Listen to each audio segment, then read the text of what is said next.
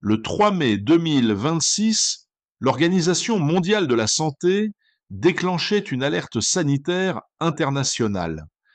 À bord d'un navire de croisière en plein océan Atlantique, un virus que beaucoup pensaient lointain venait de tuer. 3 passagers décédés, 10 cas confirmés, plus de 12 nationalités impliquées. Ce virus s'appelle le hantavirus et il est peut-être plus proche de vous que vous ne le pensez. Bienvenue sur EnviroRisk. Aujourd'hui, je vous explique ce qu'est ce virus, comment il se transmet, quels sont ses symptômes et surtout comment vous en protéger. Le hantavirus ou virus hanta est un virus à ARN appartenant à la famille des Hantaviridae. Il est dit zoonotique. Il circule naturellement chez les rongeurs sauvages sans les rendre malades. Rats, campagnols, mulots, ce sont eux les réservoirs silencieux du virus. En Europe, le principal coupable est le campagnol roussâtre, porteur du virus Pumala. En Amérique, c'est la souris sylvestre qui transporte le virus Synnombre, responsable du fameux foyer de 1993 aux États-Unis. Et en Argentine, là d'où vient l'alerte actuelle, c'est le virus Andes, la souche la plus redoutable, car c'est la seule dont une transmission d'homme à homme a été documentée. Plus de 20 espèces virales pathogènes pour l'humain ont été identifiées à ce jour sur tous les continents. Voici le point crucial et le plus mal compris du grand public.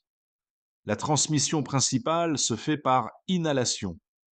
Quand un rongeur infecté urine, défèque ou crache dans un endroit clos, les particules virales restent en suspension dans la poussière. Quelqu'un qui entre dans ce garage, ce hangar, ce chalet fermé depuis des mois et qui balaie à sec, inhale le virus directement. Deuxième voie, le contact direct. Toucher des excréments de rongeurs infectés, puis se toucher le visage. Et très rarement, la morsure directe d'un rongeur porteur.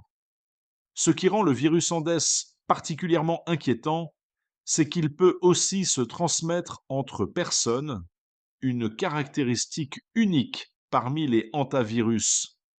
C'est probablement ce qui s'est passé à bord du MV Ondius.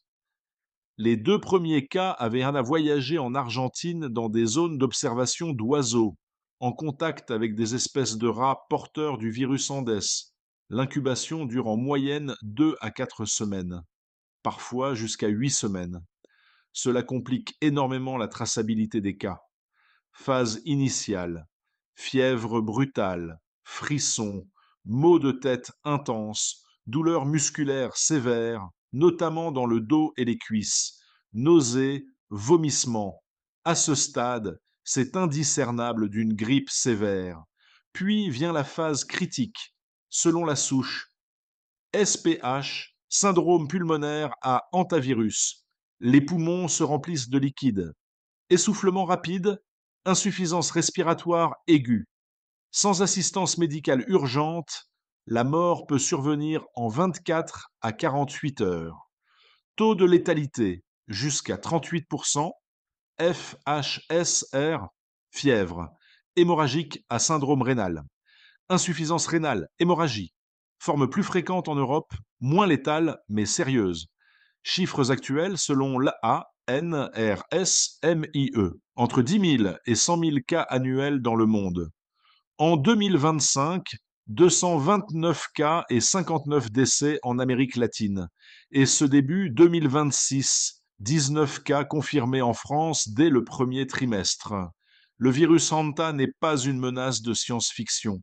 Il est là, dans nos campagnes, dans nos greniers, dans les zones rurales que nous traversons.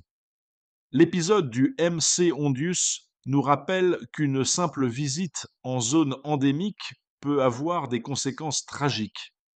La prévention, c'est simple, aérez, humidifiez, équipez-vous. Et si vous avez été exposé et développé une fièvre, n'attendez pas. Si cette vidéo vous a apporté des informations utiles, partagez-la. Un like, un partage, ça peut littéralement sauver quelqu'un. Abonnez-vous à Envirorisque pour des alertes santé environnement chaque semaine. Je vous retrouve très bientôt.